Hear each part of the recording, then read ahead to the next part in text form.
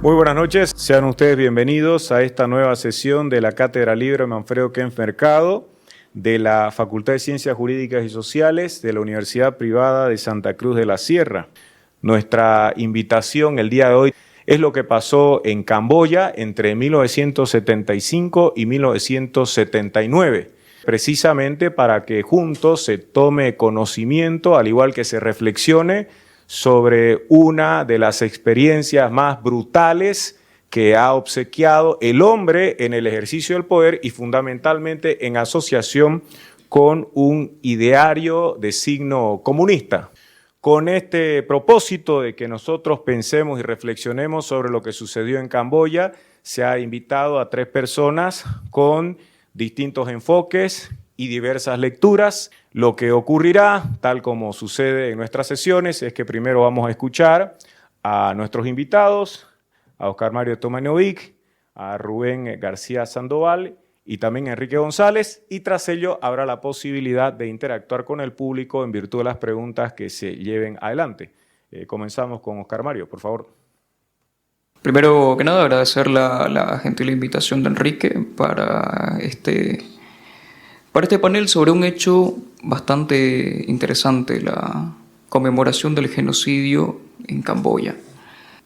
De antemano me gustaría excusarme por la mala pronunciación de algunos nombres. Entenderán que el lenguaje es un poco ajeno al lenguaje criollo que uno puede manejar.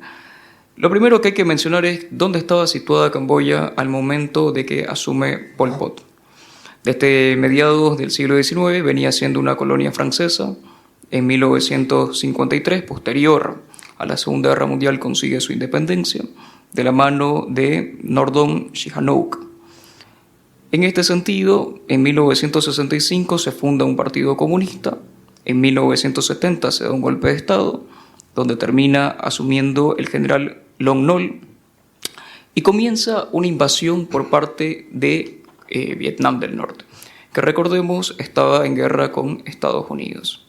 Esto en el contexto de la Guerra Fría.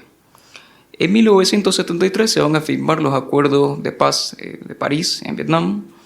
Y por último, el 17 de abril se va a tomar la capital por parte de los Khmeres Rojos. En 1978 se va a dar una nueva invasión vietnamita. Al mes de diciembre la invasión ya había básicamente derrotado al gobierno. Y en 1998 Pol Pot, ya en el exilio, se pierde en medio de la selva camboyana y es finalmente ejecutado, muere. Sus más estrechos colaboradores no corrieron con la misma suerte y terminaron siendo juzgados. Desafortunadamente murieron antes de enfrentar las consecuencias de sus actos. Dejando de lado estas fechas, este repaso cronológico, me gustaría también acentuar cuáles fueron las características de este régimen. Lo cierto es que nada más asumir el poder, Pol Pot inicia una movilización masiva de las ciudades al campo. Las estimaciones nos dicen que cerca del 50% del pueblo terminó siendo empujado hacia las carreteras, aparentemente sin mucha presión. Recordemos que en medio de la guerra, aquellos ciudadanos camboyanos recibieron con júbilo la llegada de los Khmeres Rojos. La consigna de los Khmeres era que esta medida iba a durar única y exclusivamente 3 días. Pero, como ya nos recordaba Milton Friedman, no hay nada más eterno que un programa temporal del gobierno. Esos 3 días terminaron convirtiéndose en 4 años de un absoluto infierno. Una de las primeras medidas que tomó el régimen de los Khmeres Rojos fue la inmediata abolición de la moneda, lo que tuvo consecuencias inmediatas, como ser la dolarización de la economía y la creación de un mercado negro. Otra de las medidas que caracterizó a este régimen fue la erradicación de toda identidad. Se procedió a quemar todos los documentos que vincularan con algún tipo de pasado a los ciudadanos. Ya no tenían nombre, ya no tenían identidad, ya no tenían pasado. De hecho, se llegó a instaurar una nueva categoría de sociedad. Se dividió al pueblo en 2.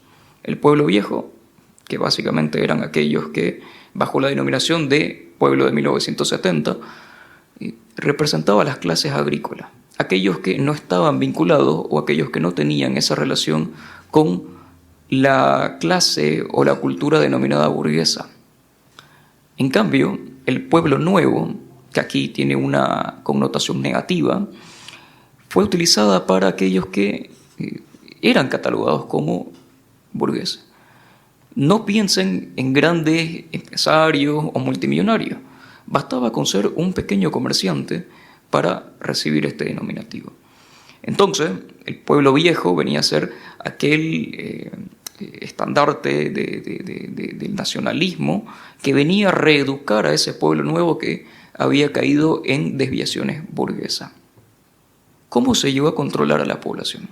Aquí seguramente Enrique nos va a hablar más adelante sobre las relaciones de poder, pero me gustaría mencionar brevemente cómo desde un inicio se logró poner freno a cualquier intento de oposición. Resulta que conforme los ciudadanos eran expulsados de las ciudades rumbo al campo, constantemente los Gemeres Rojos preguntaban quiénes estaban inconformes, quiénes querían regresar a las ciudades, quiénes querían abandonar el campo. Resulta que esto no era más que una farsa. Para identificar quiénes eran los inconformes, quiénes eran los que, en palabras de los Gemeres Rojos, conservaban todavía ese ápice de individualismo y eran posteriormente ejecutados. Y ya que hablamos de ejecuciones, no podemos menos que ignorar la categoría que se ha puesto sobre este episodio: genocidio. ¿Fue realmente un genocidio? Aquí uno tendría que desarrollar una definición de qué es realmente un genocidio. Pero sin ánimos de entrar en esa discusión, me gustaría simplemente mencionar que no hubo una sola categoría, ya fuera racial o religiosa, incluso étnica, que se salvara de la arbitrariedad y del uso de la fuerza de los Gemeres Rojos. Algunas cifras que ponen de manifiesto aquello es que cerca del 37% de los chinos, el 38% de los vietnamitas, el 82% de los oficiales del ejército, el 51% de los diplomáticos, el 41% de los capitalinos, el 48% de los católicos y el 40% de los musulmanes murieron. Las cifras que se han alcanzado intentando cuantificar las muertes y los asesinatos bajo el régimen de Pol Pot son sujeto de discusión. Sin embargo, los diferentes expertos dicen que la cifra no es menor a los 2 millones de habitantes. Estamos hablando de cerca del 25% de la población. Un genocidio que supera con creces al experimentado en la Alemania nazi. ¿Y cómo se logró esa elevada cifra? En parte por las muertes derivadas de la desnutrición, que ascienden aproximadamente a 900.000, es decir, casi la mitad de las víctimas que se cobró el régimen de Pol Pot. En un país que inicialmente se propuso como meta desplegar el potencial agrícola, especialmente del arroz, se encontraron más pronto que tarde con que había una escasez generalizada de este alimento. De la misma manera que China había puesto todo su esfuerzo en desarrollar una industria del acero, intentando imitar lo que estaban realizando los soviéticos, se dieron cuenta de que el acero que producían no servía para nada. Del mismo modo, los camboyanos se dieron cuenta de que sus cultivos de arroz no producían más que inundaciones. ¿Por qué? Porque la consigna del partido era que no se necesitaban ingenieros, que no se necesitaban personas capacitadas para hacer diques, capacitadas para hacer canales de irrigación. Bastaba únicamente con saber trabajar. Bastaba únicamente con saber domesticar un buey. La inteligencia comenzó a ser perseguida. Cualquier vinculación con algún tipo de profesión burguesa, con cualquier tipo de nivel de educación que vaya más allá de la simple literacia, de saber leer y escribir, era perseguida. El simple hecho de llevar lentes, de tener un libro o de saber hablar inglés era suficiente para ser catalogado como espía de la CIA, y 3 acusaciones eran suficientes para ser llevado a un campo de detención, donde, dicho sea de paso, la esperanza de vida era de apenas 3 meses. Las jornadas de trabajo eran por demás extenuantes, yendo de las 4 de la mañana hasta las 10 o 11 de la noche. Ese paraíso de los trabajadores terminó convirtiéndose en un franco infierno. ¿Y qué pasó con la capacidad productiva? Al ser un país tan pequeño y con una tendencia tan antiintelectual, es normal que no existan cifras, o al menos que no abunden. Pero según datos de la Embajada Americana de Camboya, en apenas un año se había destruido el 50% de la capacidad productiva. ¿Cuáles fueron las consecuencias? En el ámbito social, fue la completa destrucción de todos los lazos personales. El partido incitaba a que las personas desconfiaran las unas de las otras. Se dice que ante la reacción de un joven al ayudar a una señora de edad avanzada que se encontraba en problemas para cumplir con su cuota de producción de arroz, un hombre terminó siendo asesinado. Los relatos de niños siendo colgados en palos hasta morir abundan. Y básicamente, pelearse con la familia o demostrar demasiado afecto, cualquiera de las dos, era suficiente para indicar una dosis de individualismo que era incompatible con el espíritu de la revolución que estaba teniendo curso. El partido, y no la familia, pasaba a ser el centro de las relaciones. Naturalmente, esto llevaba a la desconfianza. Uno ya no veía en los demás a un amigo, a un padre, a una madre, a un hijo. Veía un potencial espía. Veía un competidor. Alguien que, con una simple declaratoria, podía deparar el destino de la propia vida. ¿Y quién estaba detrás de todo esto? Lo cierto es que, a diferencia de los experimentos soviéticos y chinos, el régimen de los Gemelos Rojos no tuvo un fuerte culto a la personalidad. Mientras que la imagen de Stalin y la de Mao era exhibida en prácticamente todos los rincones, Pol Pot disfrutaba mantenerse en el anonimato. De hecho, se dice que su hermano tardó aproximadamente un año en darse cuenta de que un familiar suyo estaba encabezando esa revolución. Y cuando quiso mandar una carta para que sea salvado de los campos de exterminio, ya era demasiado tarde. Este señor, nacido como Salazar, fue educado en Francia como todo un burgués. Asistió a una universidad francesa, fue alumno de los seminarios de Althusser y disfrutaba de la música clásica, especialmente la del piano. Creo que no hace falta indagar más que en los muy pocos registros que hay de las prisiones como la S-21 para poner de manifiesto el carácter completamente abominable del régimen de Pol Pot. Los métodos de tortura más frecuentes incluían no solamente el apaleamiento, ya sea con la mano o con fierros, sino especialmente el ahogamiento con bolsas de plástico o el uso de la electricidad de cables. El objetivo de la revolución era obtener confesiones. Si uno era direccionado a cualquiera de estos centros de detención, se intuía que uno era parte del problema. Uno era un burgués o un enviado de la CIA. Lo único que faltaba era obtener la confesión. Aquí hay algo muy interesante, porque dentro de los diarios y de los apuntes de estos guardias se encuentra que la violencia no tenía que ejercerse de manera aleatoria, sino más bien sistemática. Era una forma de racionalizar el poder de esa administración, de ese régimen. Lo principal era obtener la confesión por parte del acusado. La violencia, la tortura, el método.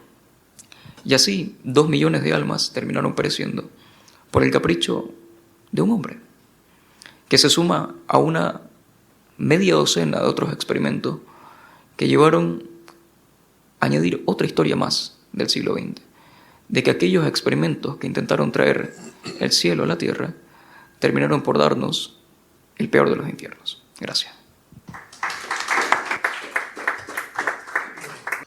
Muy buenas noches.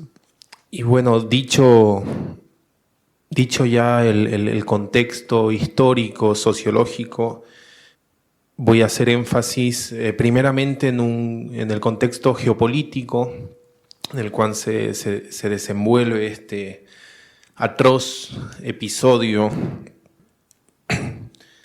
de la historia relativamente reciente. Este año se cumplen 50 años, apenas uno puede decir, ¿no? 50 años es bastante tiempo, pero como veremos más adelante voy a hacer algunas analogías a tiempo de hoy.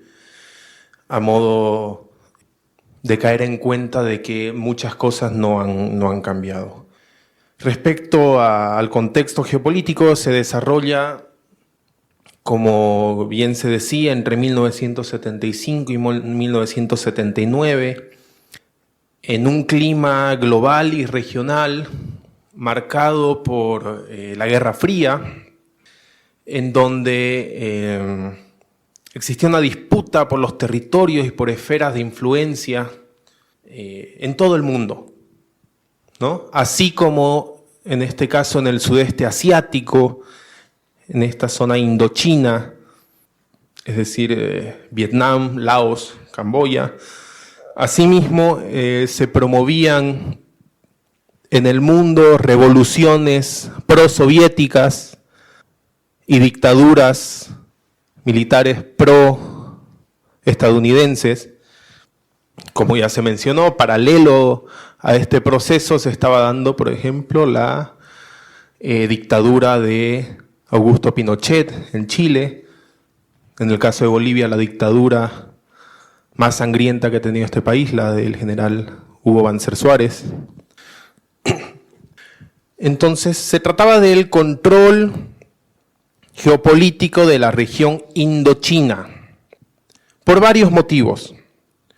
Principalmente porque esta zona tiene la particularidad de que tiene bosques tropicales, ¿no? Y posee sobre todo tierras fértiles y agua.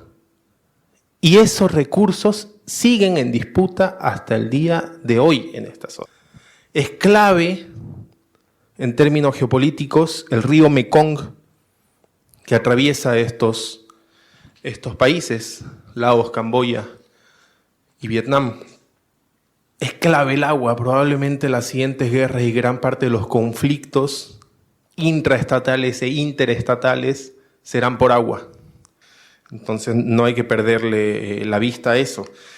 Y también otros recursos fundamentales en la época, sobre todo el caucho, porque el caucho que se encontraba en Brasil, en el Acre, en el norte boliviano, fue llevado masivamente a esta zona a inicios del siglo XX, en honor a la demanda que tenía la revolución industrial, ¿no? Sobre todo con el desarrollo del automóvil y de tecnologías. Entonces, también tenían estaño, entre otros recursos clave, con los cuales no me voy a detener, pero esto es importante entender, ¿no? La relevancia geopolítica de esta región indochina. Y también por su ubicación estratégica, en tanto tiene una conexión directa, una salida directa al mar de China, que ahora mismo es sumamente relevante porque hace parte de la ruta de la seda y de lo que los chinos llaman la cadena de perlas. Entonces, en los años previos, de 1969 a 1975, se dieron una serie de bombardeos que hacían parte de una extensión, vamos a decir, de la guerra de Vietnam, en las que Estados Unidos, con la dirección geopolítica de Henry Kissinger, decidieron bombardear gran parte de Laos y Camboya, generando miles de muertos. O sea, ya venía el conflicto desde antes. Estoy dando el antecedente inmediato. Hubo miles de muertos por bombardeos convencionales, por agentes naranjas para desmontar el lugar. Y básicamente el objetivo era cortar la ruta Ho Chi Minh, la ruta que alimentaba al Vietcong. Entonces, en este contexto, irónicamente, estos bombardeos de Estados Unidos, que hacían los bombardeos en un espacio con mayor cantidad de bombas en toda la historia, en un territorio concentrado, estos bombardeos generaron un efecto contraproducente, porque radicalizaron a los sectores campesinos, a los movimientos revolucionarios, entre ellos los Jemeres Rojos. Esto es clave de entender. ¿De dónde viene esta situación? incluso yendo en contra del gobierno pro-occidental, pro-Estados Unidos que gobernaba antes de los Jemeres Rojos. Ese es el contexto en el que se desarrolla este genocidio, que da las condiciones para que este sujeto que se hace llamar Pol Pot emerja en la sociedad con estas ideas radicales, colectivistas, de eliminación del orden anterior para instaurar un nuevo orden que me imagino que en su cabeza funcionaría. Estamos hablando de una sociedad agraria, probablemente apuntando a un comunismo primitivo. Y este proceso implicó una deshumanización absoluta. La migración forzada o no, hubo motivos, digamos, ¿no?, convincentes en un inicio, como ya se mencionaba, pero hubo una migración forzada de las ciudades al campo. Se buscaba la eliminación de todo rastro civilizatorio, ¿no?, de civilización moderna. Hablamos de la propiedad privada, hablamos del comercio, hablamos de las lógicas de mercado que hasta entonces funcionaban, digamos, ¿no?, en Camboya como parte de la herencia colonial francesa. De modo que en este proceso se identificaron enemigos del Estado y se instauró un régimen de terror sistemático con centros de detención y tortura, como ya se explicaba, contra todo sospechoso, aunque fuera por los motivos más absurdos, como ya se decía, como llevar anteojos, como llevar lentes. Toda persona que pueda tener la capacidad individual de pensar, de discernir, se lo consideraba un enemigo del Estado. Y cuando hablamos de deshumanización, hablamos de la anulación de la identidad camboyana previa. Voy a hacer énfasis en este quiebre de los lazos familiares, culturales, preexistentes, para construir una sociedad desde cero. De hecho, se planteó la idea del año cero, de un nuevo inicio. Bueno, al menos en Bolivia no llegamos a ese punto de decir que desde el 2009, con la nueva constitución, era el año cero, ¿no? Aunque algunos quizá lo consideran así. Ya se mencionaron algunos de estos datos, pero básicamente hablamos de la aniquilación de 1/3 de la población. Las cifras son inciertas. Hasta el día de hoy no se sabe, pero pongámosle que es entre 2 y 3 millones de personas. No solamente con ejecuciones, sino, que digamos es el efecto directo, sino indirectamente la gente murió por hambrunas, por enfermedades. Y se trataba de un proceso de limpieza ideológica. En ese sentido es un genocidio, ¿no? No un genocidio por razones étnicas ni religiosas, sino ideológicas. A nombre, además, de la pureza ideológica del comunismo que promovía Pol Pot. Y quiero mencionar en ese sentido también algunos casos análogos. Por ejemplo, el caso de los Rohingya en Birmania o Myanmar, como decidan llamarlo. Esta minoría musulmana sufre hasta el día de hoy y desde hace varias décadas un proceso de limpieza religiosa, en este caso, en manos del Estado de Birmania, del Estado y otros actores, en los cuales no vamos a profundizar. La idea es hacer la comparación. El Estado birmano, valga la aclaración, y muchos de los actores que persiguen a esta minoría musulmana son budistas. Entonces es el genocidio budista contra los musulmanes. Y eso está pasando a día de hoy. Compartiendo varias similitudes en estas retóricas de deshumanización que usaba Pol Pot, ¿sí? Y voy a mencionar también el caso de la nación palestina en Cisjordania, pero particularmente en Gaza, que a manos del Estado de Israel están sufriendo una limpieza étnica y religiosa, en este caso una situación bastante más compleja. Por supuesto, a nombre de legítima defensa que tiene el Estado de Israel frente a los ataques de Hamas, pero no quiero entrar tampoco en muchos detalles. Esto se conoce, es de información pública de lo que está ocurriendo en Gaza, pero hablamos de imposición de condiciones infrahumanas, de bloqueo de ayuda humanitaria.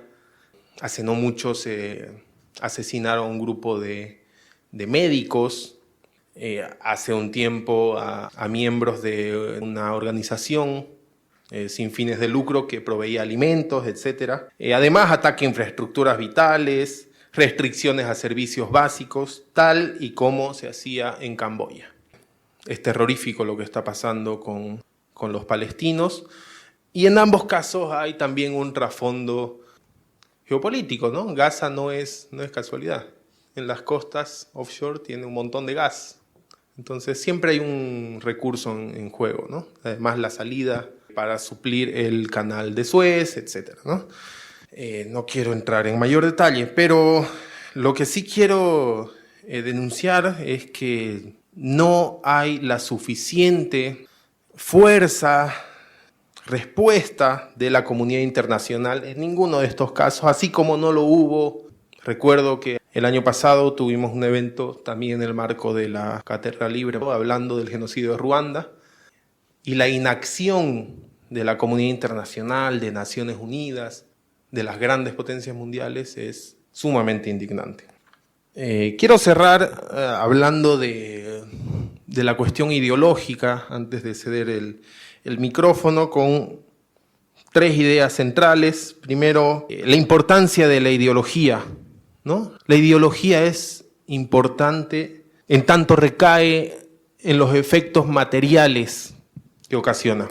Y una ideología puede llevar a este tipo de catástrofes como el genocidio de Camboya, como puede lograr que una sociedad emerja hacia mejores días de prosperidad. Personalmente considero que una sociedad requiere de una ideología que ponga en el centro la vida y el ser humano, el individuo, y las potencialidades que tienen cada uno de los individuos para, en suma, una sociedad que alcance sus propósitos de desarrollo. Y finalmente, la reflexión es que es clave la memoria histórica. Por ese motivo estamos hablando 50 años después de este episodio ocurrido al otro lado del mundo, a miles de kilómetros, porque desde la perspectiva liberal, con un enfoque de derechos humanos, es sumamente importante marcar los episodios que han significado la destrucción del ser humano, de los que impulsan su desarrollo, como bien decía antes. Entonces, pongamos el centro en los derechos humanos, que en este contexto se están perdiendo en un proceso de reestatización de la vida social, de un retorno del realismo más puro, donde los intereses colectivos estatales se están imponiendo a los intereses de los individuos que habitan esos estados. Esa es la reflexión que quería hacer esta noche. Muchas gracias. Buenas noches. Mi nombre es Enrique González. Voy a leer un ensayo que he preparado sobre el régimen de Pol Pot y los Jemeres Rojos. Quiero concentrarme especialmente en la importancia de las ideas al momento de llevar las sociedades hacia adelante. No deja de ser curioso que las filosofías más humanistas han sido las que han estado más cargadas de atrocidades a lo largo de la historia, y refleja que debemos seguir insistiendo en la importancia que tienen las ideas al momento del quehacer político en nuestras sociedades. Lo ocurrido en Camboya es uno de los ejemplos más radicales de que el totalitarismo no es una dinámica de poder absoluto, sino su degradación final. Es la anulación del poder que se convierte en violencia porque ya no puede operar. Hace 50 años, en Camboya, todo lo vivo fue sustituido por un protocolo muerto. Torturas, trabajos forzados, hambrunas, purgas, son los recuerdos de uno de los episodios más nefastos de la historia política. En un periodo muy corto, en lugar de pasar a la historia como gobierno o como revolución, Esos 3 años se inmortalizaron como el genocidio de Camboya, el horror de Pol Pot y los Jemeres Rojos. Ellos pretendían reiniciar la historia, pero lo único que hicieron fue abrir las puertas del infierno. Pero, ¿qué significa reiniciar la historia? Cuando los Jemeres Rojos tomaron la capital de Phnom Penh, lo hicieron con una idea clave. Todo lo que represente el régimen pasado debe ser eliminado. Camboya necesitaba escribir su propia historia y tener su gran salto adelante, un salto mucho más ambicioso que el de la China maoísta. Y si este gran objetivo iba a ser logrado, se necesitaba comenzar de inmediato. De esta forma, la felicidad de los camboyanos que recibieron a los revolucionarios como héroes le duró muy poco, de hecho duró 3 horas. En el momento del ingreso a la capital, ese 17 de abril de 1975, después de haber liberado al país del imperialismo de los Estados Unidos, los Jemeres Rojos ordenaron la evacuación completa de la ciudad con el pretexto de que tenían información de que los americanos iban a bombardearla. La gente fue obligada a trasladarse al campo, dejando atrás todo lo que tenían. No estaba permitido ir en vehículos, sino que debían ir caminando o montados en algún animal. Y las personas que se negaron a cumplir esta orden, ya sea porque simplemente no querían o porque tenían alguna enfermedad, fueron ejecutados y dejados en la carretera. Los extranjeros se refugiaron inicialmente en la embajada francesa, hasta que fueron expulsados 3 semanas después por el régimen, vía terrestre hacia la frontera por Tailandia. No sabían qué es lo que iba a ocurrir con ellos. Y a los camboyanos que pidieron asilo, los hicieron sacar y los ejecutaron a todos. Se liquidó a profesores, historiadores, ingenieros, a todas las personas que sabían leer, especialmente en otros idiomas, y a las personas que usaban lentes.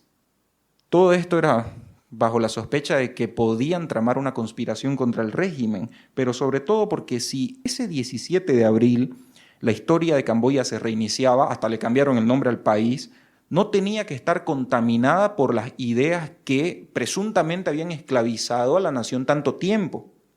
Esta pretensión radical y peligrosa de comenzar desde cero no fue el producto de la ignorancia de los Jemeres Rojos, entendida como la ausencia de conocimientos, sino el resultado de las ideas de su élite dirigente.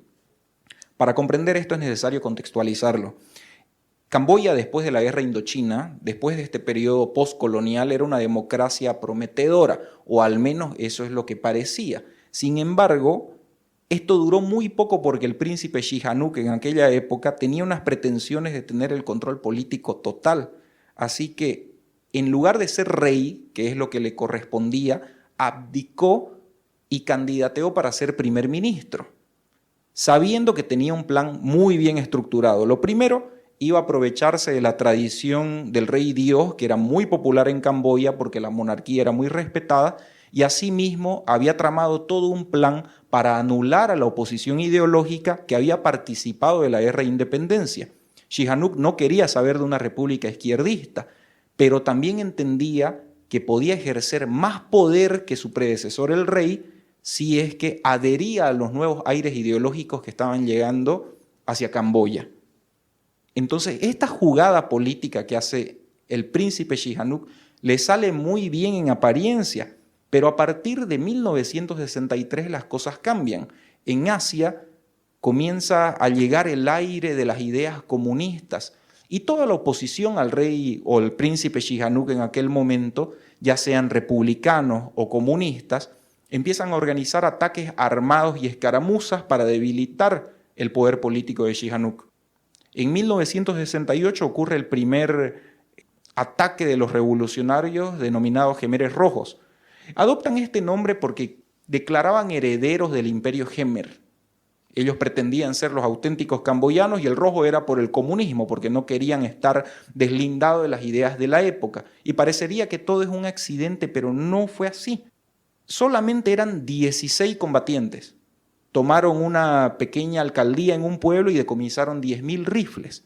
A este suceso se le suman otros pequeños ataques en diferentes pueblos en donde le quitan las armas a los policías y al ejército. Y es así como se va armando un pequeño contingente revolucionario que llega a 5.000 hombres. Estos son los Jemeres Rojos.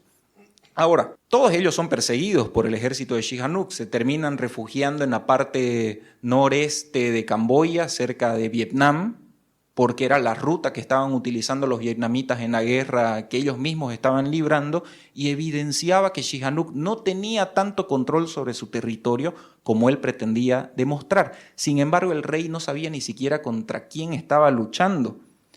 El periodista francés, hay un documental que justo estaba saliendo antes de comenzar la charla, es de un periodista francés especialista en el sudeste asiático, Jean-Claude Ponty, escribió algo muy interesante sobre Pol Pot. Dijo que era como muchos líderes que subieron al poder por las circunstancias. Era mucho más mediocre de lo que pensamos y estaba rodeado de gente igual de mediocre. El verdadero nombre de Pol Pot era Salot Sar. Era un campesino de una familia muy respetada y medianamente acomodada que poseía muchas hectáreas arroceras. Y además, su hermana era una de las esposas del rey Monibong, 2 reyes antes de Sihanouk. Entonces su niñez, él la pasó en la capital, en Phnom Penh, viviendo con su hermano mayor que era funcionario público. Y contrario a lo que él mismo dijo, no cursó sus estudios con los budistas. Él fue educado en un colegio privado católico con curas franceses, porque tenía unos vínculos con la monarquía. Sin embargo, no podía decirlo abiertamente porque iba a contramano de las ideas revolucionarias de la cultura Khmer. Él debía mostrarse como un auténtico Khmer, entonces debió recibir la misma educación que los campesinos, la misma educación de aquellos que apuntaban a la revolución. Por eso no debía mostrarse como educado en la tradición que él pretendía eliminar. En 1949, gracias a una beca que tenía por la relación de su familia con el Palacio Real, viajó a París para aprender un oficio, porque en Camboya no habían estudios superiores. Tenía que estudiar radioelectricidad, pero en vez de eso se juntó con otros camboyanos que ya eran miembros del Partido Comunista Francés. Y de ellos aprendió las ideas que lo marcaron el resto de su vida. Pol Pot nunca dejó de ser comunista, lo fue hasta el día de su muerte, pero como no aprendió en Francia aquello para lo que viajó, perdió la beca y tuvo que volver a Camboya.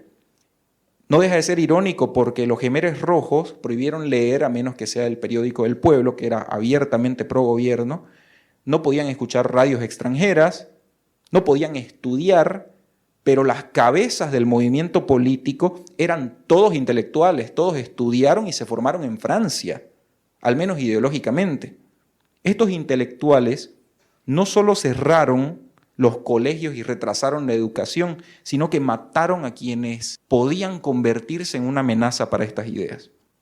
Al regresar a Camboya ya era una persona que podía moverse en unos ambientes muy variados. Por sus orígenes campesinos se llevaba muy bien con la gente y por los vínculos que tenía con el Palacio Real se podía llevar muy bien con la burguesía, con la misma monarquía, a pesar de que los odiaba en el fondo. Estando en París, escribió una columna de opinión en una revista comunista hablando en contra de la monarquía, pero lo hizo a través de un seudónimo, porque no quería perder los privilegios de los que gozaba por los vínculos que tenía con el Palacio Real. Pol Pot era un parásito. Sihanouk declaró en una entrevista, que también la pueden ver en el documental, que dijo que los camboyanos que se fueron a Francia se fueron siendo nacionalistas y volvieron comunistas. Para que no se hubieran vuelto rojos y comunistas, debió mandarlos a países comunistas. Esta es la declaración que él da.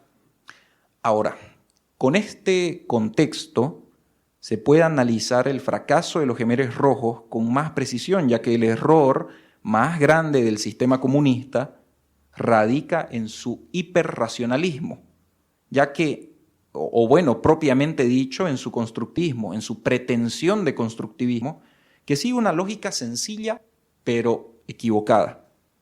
Los seres humanos han creado las instituciones de la sociedad y la civilización, por lo que también pueden cambiarlas para satisfacer sus deseos y aspiraciones. Esta afirmación parte del supuesto falso de que la sociedad es el resultado de un plan intencionado, de que había conocimiento pleno con anterioridad a la civilización, sin tomar en cuenta que la razón y la civilización son cosas que evolucionan juntas. Los seres humanos no pueden cambiar un resultado de acciones humanas que dan resultado totalmente inesperado, algo que no ha sido planificado. De Francia, los Jemeres Rojos trajeron el racionalismo llevado al extremo, pensando que si deseaban una nueva sociedad, debían destruir la anterior y crear la sociedad que iba a sustituirla. De ahí que, tomada la capital, hayan matado a todos los que recordaban al antiguo régimen, incluido a los bailarines del Palacio Real. El error del constructivismo de Pol Pot y su gente no fue ambición, sino la soberbia. Creían que la razón podía erigir órdenes complejos desde cero, como si el mundo fuese una maqueta obediente, lista para ser diseñada a su propia voluntad. Era una ilusión metódica. El orden no nace del diseño consciente, sino de la sedimentación de prácticas, normas, hábitos, instituciones que ningún individuo diseñó, aunque todos lo usen. Pol Pot confundió el plano con la ciudad, confundió el mapa con el territorio, y esa confusión fue letal. Suponer que lo que no ha sido creado por la razón debe ser destruido o corregido es no entender cómo opera la razón, no desde la omnisciencia, sino de la experiencia parcial, dispersa, encarnada. La mente no flota por encima del mundo, está incrustada en una red de instituciones, de lenguajes, de cultura y de costumbres, de convenciones que permiten pensar en primer lugar. Pero los constructivistas no ven esto. Creen que pueden reconstruir todo de mejor manera, empezando por sus propios principios. Creen que pueden comprender y darse cuenta de que los principios cambian de acuerdo a las circunstancias. Sin embargo, el orden espontáneo les resulta invisible porque no lo pueden controlar, porque no obedece a un plan. Creen que lo que no está planeado es caótico. Creen que lo que no se diseñó intencionalmente es arbitrario o injustificable. Y no pueden soportar la idea de que algo funcione sin que ellos le metan mano. Lo ocurrido en Camboya no fue un error de cálculo, sino de perspectiva. Los Jemeres Rojos no solo eran unos incompetentes que no podían organizar absolutamente nada, sino que no entendieron que el mundo no se organiza desde una mente o desde una sala de juntas. No hay conocimiento suficiente, ni neutralidad posible, ni lenguaje que capture la totalidad de la realidad. Todo conocimiento está distribuido, está fragmentado y enraizado en contextos, y hay soluciones a problemas de hoy que no serán creadas hasta mañana, por lo que la planificación centralizada no es posible bajo ningún contexto. La vida como tal no es un artefacto, es un proceso, no se puede predecir, hay que participar de ella. Entonces el constructivismo es un lente que solamente ve imperfecciones. Donde hay tradición, ve superstición, donde hay mercado, ve codicia, y donde hay normas no escritas, ve arbitrariedad. En pocas palabras, donde encuentra libertad, cree que hay desorden. Con un marco ideológico así, no es posible aceptar que el orden más eficaz no sea el que no se diseña, el que emerge cuando no se diseña. Entonces, esta fe en la razón termina siendo la peor irracionalidad porque no reconoce los límites del conocimiento, porque desprecia lo que no se entiende, porque quiere salvar un mundo de un mundo que ya funcionaba antes, sin él. Y en ese intento destruyeron su propio mundo, porque al sustituir lo que ha evolucionado en un proceso de cooperación humana, lo reemplazaron por algo que no era totalmente funcional y que fue poniéndose peor con el paso del tiempo. Entonces cambiaron lo que funcionaba por lo teórico y abstracto. Los Jemeres Rojos nacieron bajo la idolatría del comunismo que termina en planificación centralizada. Al no aceptar que el mundo los excedió, se creyeron sus dueños y lo echaron todo a perder. Ese es su pecado original, no querer comprender el orden, sino reemplazarlo. Naturalmente, partir de premisas equivocadas los llevó a la frustración. Nada de lo que habían planificado se estaba cumpliendo. Retrocedieron al país a la edad de piedra y asentaron su economía en el agro con una idea muy simple. Podemos ser soberanos a partir del momento en el que excedamos nuestra producción. Es una idea muy básica de economía agraria que ellos estaban manejando, pensando que habían encontrado la fórmula para salir adelante. Entonces basaron sus ideas en la producción de arroz y dieron una orden al crear cooperativas de campesinos, que no eran otra cosa que campos de concentración. La orden era, deben producir 3 toneladas de arroz por hectárea. Un objetivo que la gente no pudo cumplir, salvo en situaciones de pura suerte y azar, pero en ningún momento se detuvieron a pensar si sus ideas estaban mal o estaban organizándose de una forma que no correspondía.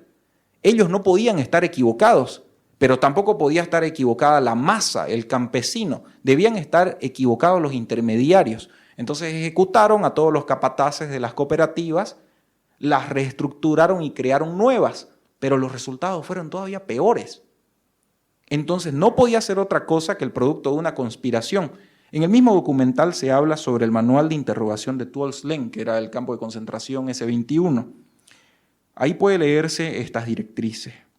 No torturar a un prisionero por diversión. El objetivo de la tortura es obtener respuestas lo más rápido posible. Golpea al prisionero para infligir miedo, no para matarlo. No lo debilite hasta el punto en el que no sea posible seguir interrogándolo. Hasta el momento de la muerte del prisionero, los secretos de la CIA siempre permanecen en su corazón sin importar lo que se haga. Pol Pot aumentaba su paranoia pensando que si los planes salían mal es porque era una conspiración de la CIA o de la KGB. No podía estar fallando el ideario Hemer. La ideología que ellos habían traído desde Francia no podía equivocarse. Era producto de un sabotaje, según lo que ellos pensaban. Con la idea de los ferrocarriles pasó lo mismo. Los Jemeres Rojos querían aprender ingeniería, pero habían matado a todos los ingenieros. Entonces buscaron a los que sobraban y les pidieron que les expliquen cómo funcionaban los trenes.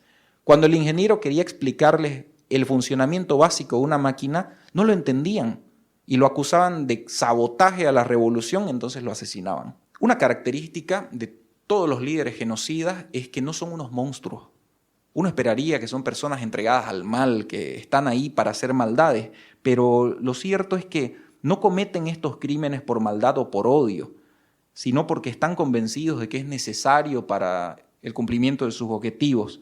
Se engañan a sí mismos creyendo que sus fines justifican cualquier medio. Sobre Pol Pot, uno de sus hermanos declaró que en su juventud era amable y honrado, y él mismo declaró en una entrevista que se alejó de su familia no porque no le importaba a su familia, sino porque no quería preocuparlos. Sihanouk, en una entrevista, el príncipe Sihanouk, dijo que Pol Pot era encantador, muy inocente y amable, muy educado y que sus expresiones demostraban que era una buena persona, pero que era muy cruel. El príncipe Sihanouk fue un pusilánime. A pesar de haber combatido a los Jemeres Rojos durante un tiempo, después salió con ellos luego del golpe de Estado que dio el general Non Lol con apoyo de Estados Unidos. Durante su exilio en China jugó una carta nacionalista y apoyó a los Jemeres en su lucha armada. Fue así como pasaron de 5.000 efectivos a más de 100.000. Al regresar a Camboya, él pensó que iba a tener el control y vio que renacían sus esperanzas para tener el control político total. Pero él ni siquiera sabía quién estaba a cargo del grupo de los Jemeres Rojos. Pensaba que era Khieu Samphan, pero solamente era uno de los alternos de Pol Pot. No se supo que Pol Pot era el cabeza hasta un año después de que tomaron Phnom Penh. Los Jemeres Rojos manejaban muy bien el secretismo, esto se lo aprendieron a los vietnamitas y lo aplicaron de forma magistral. Sihanouk después se arrepintió de apoyarlos, pero le decretaron prisión domiciliaria. Si no lo mataron fue porque Pol Pot no quería enfrentarse a los chinos y Sihanouk era un protegido de Mao en su momento. Ahora, sin Sihanouk en escena y con el poder absoluto en manos de los Jemeres Rojos y Pol Pot, podrían estar disfrutando de este poder absoluto para el cumplimiento de sus objetivos. Pero ¿realmente esto era así? El poder como tal no es fuerza, no es potencia, no nace de las armas ni del músculo, no se impone. El poder no actúa solo, sino que exige pluralidad, exige reconocimiento. Solo puede existir en donde hay más de una persona porque es una relación lograda con otros. No ordena, sino que coordina, no aniquila a la gente. No impone el silencio, sino que fundamenta un sentido, una dirección hacia la cual tenemos que ir. Por eso el poder no es eterno, es frágil, es inestable, vive de la reproducción cotidiana en el consenso. El régimen de los Jemeres Rojos no concentró poder, lo desmanteló abolió todos los espacios intermedios, todos los mecanismos de mediación. Toda institucionalidad viva fue destruida, canceló las distinciones, disolvió las jerarquías funcionales, destruyó los roles sociales. El partido dejó de ser una organización política y se convirtió en una maquinaria de ejecución.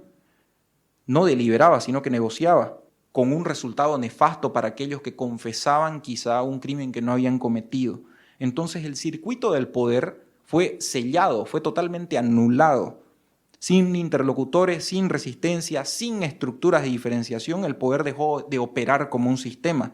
Ya no había códigos, no había roles, no había espacios de legitimación. La semántica del poder fue reemplazada por una lógica binaria de vida o muerte. Entonces esto dio lugar a la sustitución de una dinámica de poder por la violencia pura. Ya la violencia no era un medio comunicativo, no ejerzo violencia para dar un mensaje, sino que se convirtió en un fin en sí misma. Se convirtió en un proceso automático del sistema que pretendía anular a la gente porque sí. Entonces, cuando la política muere como tal, solamente queda el terror. El régimen de los Gemeres Rojos no fracasó en gobernar, renunció a gobernar. En su lugar instauró un orden sin poder, un orden sostenido por el miedo, por la vigilancia y por la desaparición continua de todo lo que respiraba. No fue una dictadura, sino que fue una clausura del mundo social. Fue la conversión de la sociedad en un campo de concentración. Para finalizar, entonces, donde todo poder es destruido, la violencia ya no es un instrumento, es una sustancia. Es el resultado final, no es el exceso de poder, sino su aniquilación. El defecto más grande de Pol Pot y los Gemeres Rojos fue su mediocridad, fue la ignorancia que tenían y las ideas que llevaron a un país a la perdición y a crear uno de los regímenes más nefastos de la historia. Muchas gracias. Bueno, muchas gracias a los tres expositores. La sesión ha sido grabada y va a estar en las plataformas digitales de la UPSA, un canal Spotify de la Cátedra Libre Manfredo Ken Mercado. Buenas noches.